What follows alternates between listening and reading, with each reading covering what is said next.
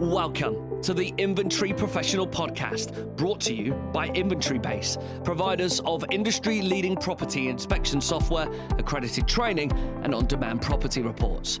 Join us as we discuss the latest news, legislation, and all things property, hosted by our very own inventory expert, Sean Hemming-Metcalf. With regular special guests, listen in to our open and honest discussions about the role of the inventory professional and how to navigate through this ever-changing, fast-paced industry. Welcome and thank you for joining the Inventory Professional Podcast with me, Sean from the Inventory Base Academy. And I'm joined today by John Hild from LJ Property Inspections. Welcome, John. Thank you for joining us. Good morning. Thank you for asking me to join in. Today, we're going to be talking about snagging, and I specifically asked for John's expert understanding of snagging because it's been something that's been coming up quite a lot, both in the main social press and also on our Facebook support hub with Inventory Base Academy. So I thought it'd be really helpful for inventory providers to actually understand what snagging is, and also if you're looking to develop it as a new service, what exactly is involved. So John, tell me a little bit about yourself and a little bit about your experience. Well, I actually come from the house building industry. I have worked for house builders for 30 years plus. It probably gives my age away slightly. No, it just says you've got a lot of experience, which is great. And I was more on the sales side than there was on the build side. But having said that, my responsibility was to deal with the customers on a one-to-one basis, particularly where they became disillusioned with the quality of build that they'd received. I did spend a lot of time dealing with the build issues that came up. I've got a portfolio of properties myself, which I rent out. When I left the house building industry, I decided that I wanted to do something within property because that's what I've always known. And I felt that there was a gap in the market where customers remained unhappy with the quality of what they were being sold. And in the end, I decided that it was probably the best thing to do as part of what I did to actually do snagging reports as well. Right, so everything is basically a direct result from your experience and also your customer experience. So how has that manifested itself into an actual service for you? What does that entail? Well, what we will do is we will undertake reports for customers. It's quite often you start to deal with a customer when they feel that there's an issue with their property. And I think the problem that the house building industry have got is delivering on time. And when they don't deliver on time, the idea that this is the best thing that the customer ever did starts to slip. Right. The customer then starts to have a look at what is being delivered. And it's a bit like, a lot of what I say will relate to the car industry. It's a bit like buying a new car. You know what the quality is going to be because the car industry spend thousands or millions of pounds every year on making sure that anything they produce is up to standard. Unfortunately, the house builders aren't renowned for it. So as people start to become disillusioned with the house builder, mainly because of perhaps the date slipping, then they start to look at other things. And that is where we get contacted with us to go and actually have a look at the property and see what we think about the quality. So is that normally right at the very end when it's been signed off by the house builder to be given over to the sales company, ready to be given to the new buyer, or a little bit before, a little bit afterwards? When does that normally happen?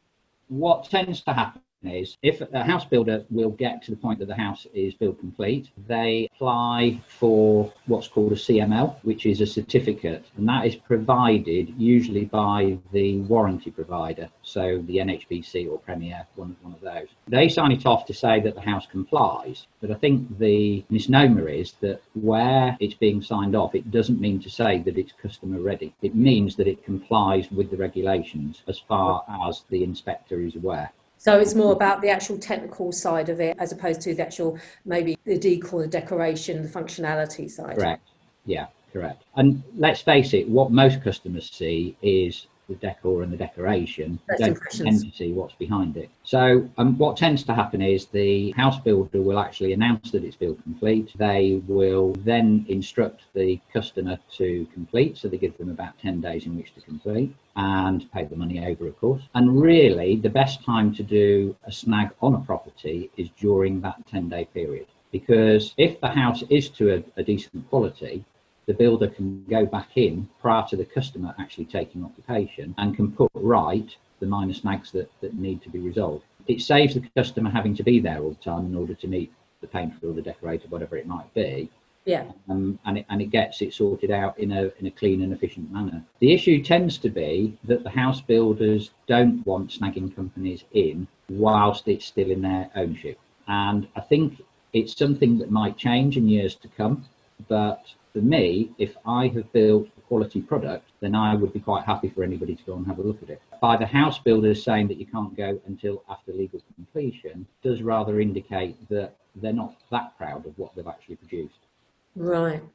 Okay. And do you find that's like across the board, any kind of house build, or is a specific type, or just a generalisation of it? Yeah, I think the problem is that where a house is built on a site, if it's a one-off, you can expect to pay a one-off price for it, and you expect to get a one-off quality. Where it's on a development of 50 or 100 and 150 houses, the issue is that they're under time pressures and constraints to get the property finished and to get the customer in. No, I can understand that. So you've got the property, you've been called in to do the snagging. What is it you're actually looking for, and how detailed are your reports, both as you provide them or as you see that they need to be in order to deliver that snagging service to the customer? The reports that we do, I suppose the difference between an inventory and snagging report is that with an inventory, you're going to a completed property where you're reporting on the condition of that property. With a new build, you're going to that property, and really the report starts when you turn the corner of the road that the property's on. So it is quite likely that the road hasn't been completed because they don't top the roads off until after they finish the development. Yeah, I see that a lot. I often find when we go to new builds, we've got a particular client who's actually a lot of new builds coming through at the moment. And yeah, often, even getting on track, we often have to get keys from site office, roads aren't done, paving, that sort of thing. So yeah, we're used to that. We're looking at things like street lighting, whether it's up, whether it's working. It's always difficult to tell in the middle of the day whether a street light works or not, but the site manager will normally inform you. And also the area around it. So quite often you will find that a house is being built next door might have the scaffold on the drive to the property that you're inspecting. Yeah, I see that a lot actually, yeah. Yeah, and the customer, to a certain extent, hasn't really thought about it until they try and get two cars on the drive or to start to use the garage. And public open space is always a contentious one because most house builders won't finish that until the end of the development. As an inventory provider, I wouldn't think about that. I would just be looking at the actual physical aspects of the actual property and the grounds around it. So why, from a snagging report point of view, do you need to be looking at that? Is that something that you do specifically within your own service, or is that what you consider as best practice for snagging? Very much best practice for snagging. What I think there's a difference between obviously a purchaser and a tenant. So the tenant is committing the rent every month to where they're living, but their commitment overall is limited to paying the rent. Mm-hmm. Somebody who is investing in new property, they have probably saved for years to do it. They are committing to a high financial expense over 25 years plus. What they need to be looking at is, what we need to be looking at, snaggers, is will the property be up to the standard that they deserve to receive? That they struggle to drive down a road or at night pitch black is not what they've paid for. So in a way, is there a two kind of tier service here? One where you're snagging from the purchaser's point of view, and then one where you're snagging from the tenant stroke landlord point of view? Yes, very much so. I feel it's a different scenario. A lot of what we do when we're doing an inventory does translate into the snagging of the new property. The other thing is that we also have to consider the tolerances that are allowed within new build. We also have to look at the regulations. So we need to have an idea as to what the regulations are. There's no point in putting in a report that, for instance, a smoke detector, your favourite wording is audible sound, but it might have been put in the wrong place. So it doesn't actually comply with the house building regulations. And I suppose from our point of view, from an inventory point of view, we're just looking to see, is it physically there on the right level and the right type, i.e. smoke detector or heat sensor in the kitchen or carbon monoxide alarm near a potential source of carbon monoxide, like open fire, burner, that sort of thing. That's right. But we're looking beyond that. We're looking to make sure, one, that they're fitted, and two, that they're fitted in the correct place. And that applies to a lot of what we're looking at. So we will look to get gas certificates with sign off that has been done and approved. It's very difficult because what you tend to find is the site manager or the house builder is not mindful to assist in your report. Is that because you're pointing out mistakes potentially? Yeah. Some are. I mean, nobody likes to be criticised, and I think the way that we look at it is that if it's a good house, then we are quite happy to say you're buying a good house. Mm-hmm. We are not a company that go out to find 120 plus snags. Yeah. Because it makes the customer feel that they've paid for a report where these items have been picked up, and they can go and hit the house builder over the head with it. If we do a report and it's a good house and there's 20 items on it, then I feel that it's worth telling the customer that the house is a good product. Yeah, that makes really good sense. And it's interesting to actually see the fact that there's such a big difference between, there's like two reports. So from your point of view, we've got the two reports. You've got the snagging one for the actual buyer. We've got the one for the landlord ready for the tenant to go in. From that point of view, as an inventory provider, as you are, how do you configure your report? What are you looking at? Is it exactly the same as an inventory? Is it a schedule condition? Is it an asset stroke task list? What does that look like to you? Well, I think a bit similar to what we look at outside the property. When we go into a property with an inventory, you say there's a dishwasher there and it looks clean. The first thing that we will do when we're doing a snagging report is that we will go and put all the appliances on. Oh, right. Okay. We will run the bath. We will run the sinks. We're looking at water pressure. We're making sure that hot water's coming through. We're looking for leaks, which is one of the biggest reasons for doing it. It's amazing how many drains aren't connected or only loosely connected so that they leak. But we'll also run the water to the point where it'll use the overflow. It kind of gets a bit scary at times. You start running around the house thinking, have I turned everything off? But you run the bath to the overflow because, again, the overflow might not be connected correctly. See, again, that's a really good point, because from an inventory point of view, we wouldn't be doing that because ours is a very non-invasive visual kind of check and obviously comments in order to say whether that, like I said, there's issues in regards to physical scratches, marks, doors not closing to frame, intermesson strips not being present, etc. But we do not, and certainly my own personal service, don't go and check the water pressures. Certainly don't be checking taps and overflows, etc. So it already shows that there's a lot more to snagging that most people think. Yes, that's right. I suppose we're in the car industry scenario, we're driving the car out of the factory and down the road to make sure that everything does work. We're not just looking at it saying it looks okay. So how are you actually recording this information? I'm presuming you're opening up the windows, making sure the locks are working, doors are closing to frame, the fire safety is there as is described, and also, like you said, the water pressure, etc. So how are you recording that on your report? What does that look like to you? It looks quite different to the standard report that is produced by Inventory Base. Mm-hmm. But one of the reasons that we actually started to nominate it to use Inventory Base's product was because it offers flexibility to change it. So Lorraine, my business partner, and I were discussing last night, what is the basis of the report that we do from Inventory Base? So to tell everybody to say we use this particular report and then we've adapted it. The actual truth is we can't remember what report we started with because we've adapted it. So we made it so different. Definite plus for you, because then you're able to adapt it. You're not held to a certain template type. You're literally looking at what it is you need and then making the template fit to your needs as opposed to the other way around. That's right. And we found with a lot of the other providers, it was a very definite template that was fixed and couldn't be changed. Okay, so then from a format point of view, one of the things that was said in the forum post in the threads was that people are using like schedule condition or almost like a bit like an asset register, very much a tick box type of thing. So what would it look like from your point of view? What kind of information are you putting in? Are you listing like door frames, ceilings, lighting, and then commenting on whether they're working, whether they're not, and providing the pictures? Yes, yeah, that's exactly what we're doing.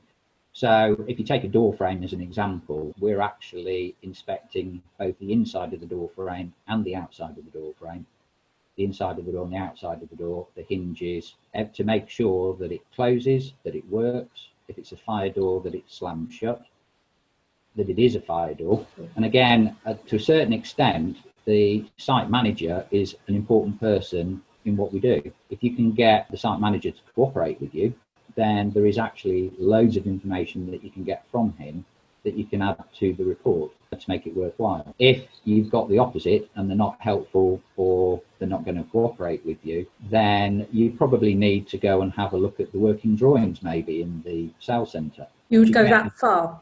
Yes, it's very different to the problem with something like a fire door. It's a very contentious issue. And should there be a fire door in a particular location, well, the working drawing that the builder produces should tell you that. And there may be a reason why a fire door is not there, because they put a fire door somewhere else. So it's better to refer back to the working drawing rather than making out that you've got full knowledge of what they've done and criticising what it is. So it's a coming together of all sorts of information that is useful to know, not just turning up at the property and doing a condition report. So it's not a case of literally looking at a bit of wall, finding, you see, I don't know, if you've had a bit of snagging chalk, the blue or pink chalk you sometimes see, and just, open a couple of cupboards, etc., just to see if the doors are actually fitted. You're literally going through it, almost like in a fine-tooth comb. Every single aspect, every single potential item, its functionality, whether it's fit for purpose and also whether it complies, because obviously it's certainly from a safety element point of view, fire doors, intermittent strips, perco chains, etc., where smoke alarms are cited are extremely important. So they should all be included in your snagging report. So that then says to me that it has to be a separate and standalone report over and above just being included in you as an inventory, because its purpose is so different. Absolutely, yes. I wouldn't go and use a standard inventory report to produce a snagging report. Ours are probably twice as long as the standard inventory. Mm-hmm. And the other thing is that we'll probably make a lot more comment on what it is. So it's not a yes, no tick box. Some items can be, but it might be a lot more commentary on, what we're seeing. So you've captured all that information. I presume you're then also capturing from a picture point of view or video point of view within the report, date and time stamps enabled on that as well. So you're giving that kind of confirmation. You're going from that subjective information and evidence over to objective with the pictures. That's right, yeah. We probably take between, well, it depends on the quality of the house, but maybe 500 to 700 pictures. And it's not until you actually get back and start to write up the report that you refer back to the pictures. We'll give you more information to add into the report. I think the other thing to consider is time. It does take a lot more time to do it. We would expect to be in a property. We've been in properties, 4 and 5 bed detached houses, where we've been in for the whole day. Wow, that long? Yeah. And then it will take you maybe a day and a half to write the report up. So I'm presuming then someone's inventory report rate card, it's got to be different for snagging. You are, because obviously the amount of time you are at the property and the information you're collecting. Because one thing I'm always saying to inventory providers is that they're not paying necessarily for your time, they're paying for your expertise, your understanding, and the report that you deliver with the right information for them to be able to use it for its fit, for its purpose. So I'm presuming from that point of view, what you then charge, and obviously I won't ask you what you charge, but what you charge is very much down to that particular service, as opposed to maybe looking at an inventory in a 4 or 5 bedroom house, what you would charge for that, and then effectively use that same rate for that snagging report. Yeah, completely different pricing structure. As I say, if you're going to spend a whole day in a property, the problem is until you get there, you don't know how long you're going to be there for. A bit similar to the way you do an inventory, but the amount of detail that you put on it means that you could well be there for the whole day. So how do you then, as a provider, work out how that looks on the financial side of things? Are you doing it do you have a set day rate, set report rate, set room rate? How do you manage that? Because obviously I'm thinking if people are considering adding snagging as a service, they need to be thinking, parking what they do with inventories and rethinking how that would then look. Yes, yeah.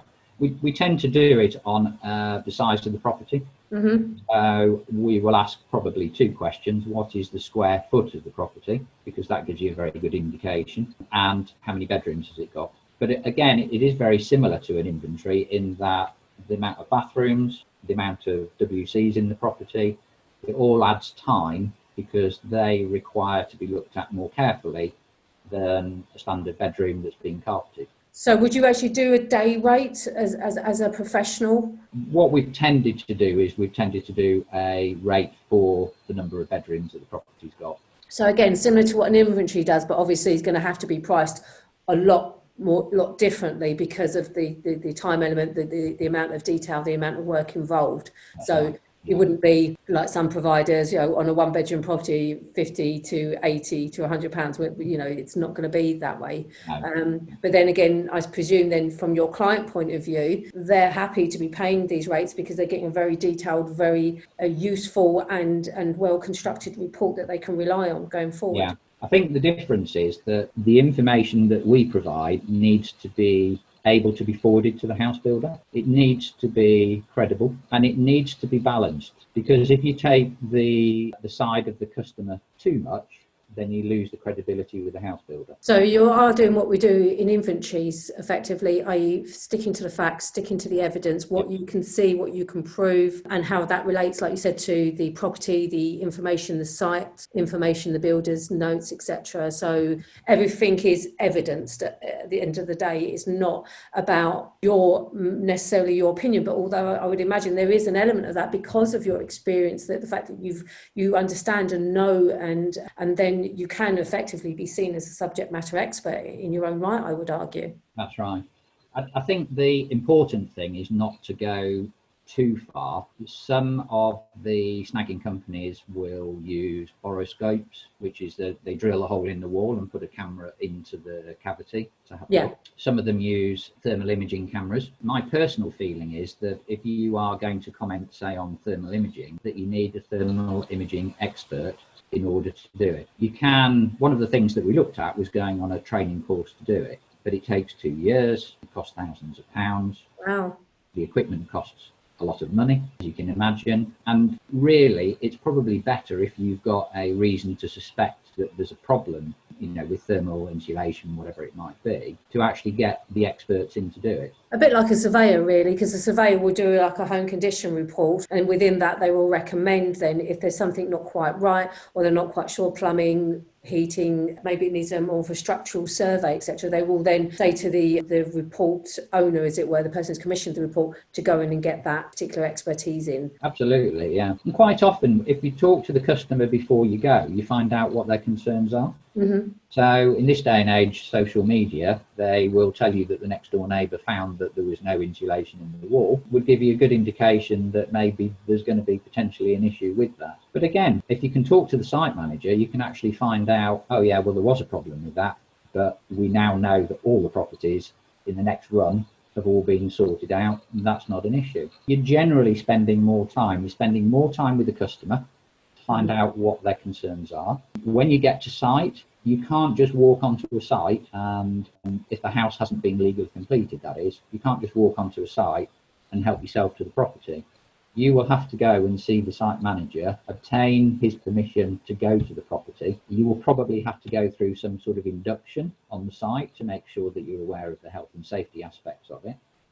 And along with equipment that you would normally take to a property, you will require to have rigger boots, hard hats, high-vis clothing of some description. They will not let you on site unless you've got all that information and you've got that equipment as a minimum. Yeah, I've actually had to do that myself with one of our clients, where again, there was literally a whole building. It was 119 units within this building, and we were tasked to go in to do all the inventory for it because it was done on a build to rent basis. But we had to go through a safety induction. We had to wear appropriate PPE, hard hats, high vis, and also sign in, sign out for each and every site visit, make sure they knew where we were, etc., from a fire and health and safety point of view. So again, what that says is there's so much more to the role than what most inventory providers will think. And certainly I know when I talk to other providers, they think that snagging is literally just a case of, is that painted? Is that door on?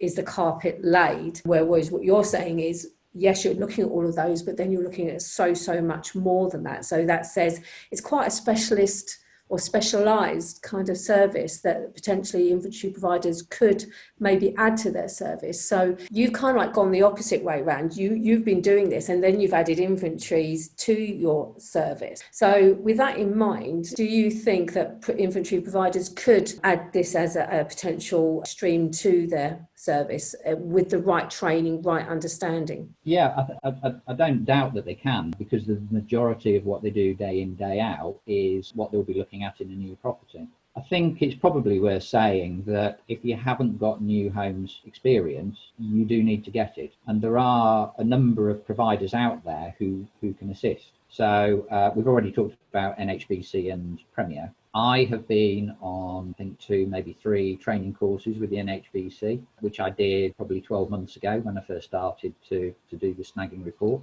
And they do Introduction to House Building is one of them. It's a very simple and straightforward course that's designed really for the sales advisors when they first start in the industry. But there's no reason that inventory carts can't go on it. They certainly don't stop you from going on it. I think they're around, quote me on this, but I think they're about 120 plus VAT for the course. So not out of the realms of possibility in regards to the expense side of things. No, you are going to spend money gearing yourself up to do it. There's no doubt about it. They do fire safety courses, which give you a basic background as to fire safety, which is very much a hot topic at the moment. Very much so. Because of the Grenfell situation. But you can go from sort of snagging and handover training courses, again, mainly for the sales advisors that are on site. But you can also do defects prevention, which is one of the courses they run for site managers. You probably need to keep your head down about who you are and why you're there.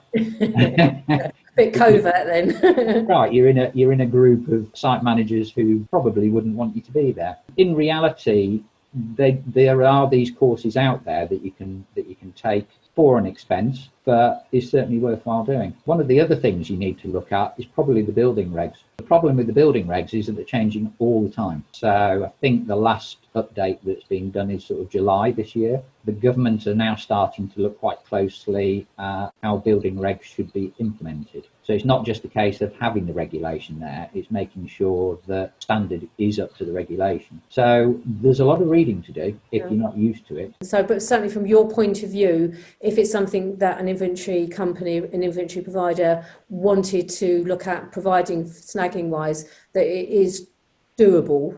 Absolutely. But you do need to know what it is you're doing, and it is so much more than just, like I said, finding the odd mark here or there or a door missing there. Yes, yeah. It in a way, it's approving the lifestyle of somebody that's going to move into the property to make sure that it is up to standard.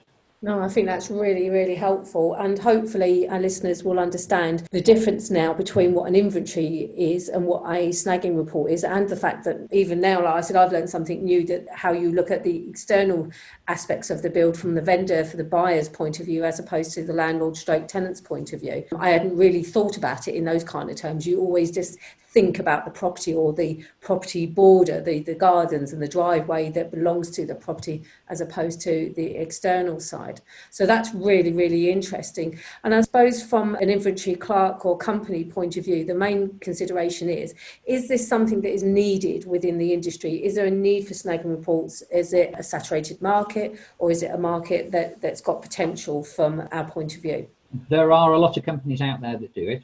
I still believe that with the increase in house building that is required, with the fact that we are in a period of uncertainty with COVID, the fact that a lot of houses are going to be finished late that would have been finished earlier in the year, now going to be towards the end of the year, and the constraints that the house builders are going to be under, because they always say you should never buy a new house at a builder's half year or year end. I couldn't possibly comment on that, but I wouldn't disagree with it. And I think that as the year end approaches for a lot of house builders, there is going to be pressure on the sites to get the product finished so that the money comes in, to their financial year end.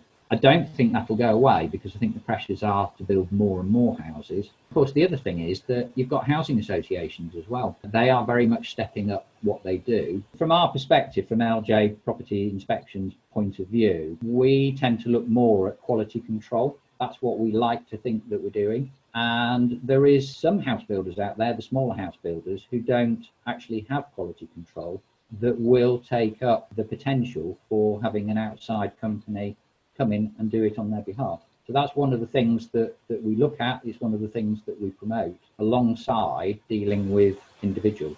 Oh, that's interesting, yeah, because I can imagine from this, going back to what you were saying about the time pressures, that builders need to get the product, the property on the market, get it sold in order to be able to get the money for it. And I know, certainly looking at the press, certainly in recent months, there's a lot of disgruntled buyers where they've had what they consider as, very kind of like high-end properties, but when they're actually living there, there's so many issues, there's so many snagging issues, and some of them have been like drainage related, etc., that there's a big problem with, like you just said, about rushing effectively to get it done, to get it to that year end, to get it sold so they can get the money out of what they've just been doing, the build cost, etc. So then there's more likelihood that snagging is going to be needed because of the fact that there is going to be potentially so much more issues, or so many more issues than maybe would normally be experienced outside of COVID, for want of a better phrase. Yeah, most house builders don't like to admit it, but probably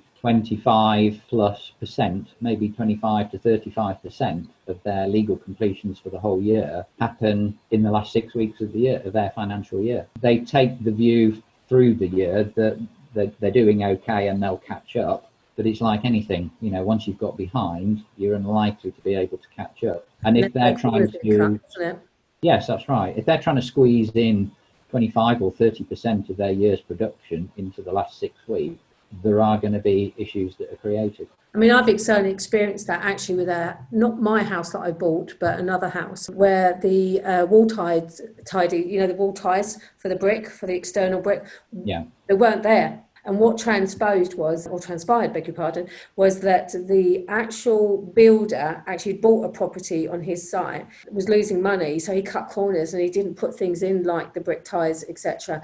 But funny enough, the property he bought was absolutely perfect, but other people had to have like literally the whole sides of the property, the brick actually dismantled and rebuilt because these ties weren't there because they cut corners. And obviously they still paid exactly the same amount, but there was a lot of issues. I mean, that's not something I hear of every day, and that's something that I'd heard after I'd actually bought the house, lived in it for a good number of years and then left. So we didn't actually experience any problems, but it does show you that, there is always a potential there, and it's about having someone like yourself, like Lorraine, like LJ Property Inspections, to come in and look at these things and have that eye, that detail and understanding to know what to look for and what to actually put in the report. Yes, absolutely. And I think the other thing, I mean, that is an extreme case, which would be highly unusual. It's my only example, I'm afraid.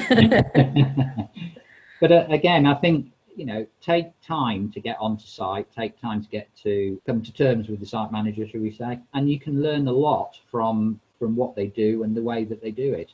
I would always try and talk to a bricklayer because they've got loads of information, and the guys on site quite often will tell you maybe sometimes what the site manager doesn't want you to hear. So there is a way that you actually spend a lot more time in actually looking at the development. And once you've done one, the chances are that you probably get another one on the development. You can get recommended by the customer to somebody else, in which case you're on a winner because clearly you're aware of what the issues are on that side, if there are any, and you're able to translate that into the next report that you do. Yeah, and word of mouth recommendations, I think certainly from our business, is one of the best ways of actually getting jobs, getting work, getting known for the right reasons. And certainly within the inventory world, that is something that I personally have always done. I don't advertise. I let our reports speak for themselves, but like you so saying, it's about that relationship, not just with your client who's commissioning you, but also with the site, with the bricklayers, with the people who are in the know, because that will help you build your knowledge base. So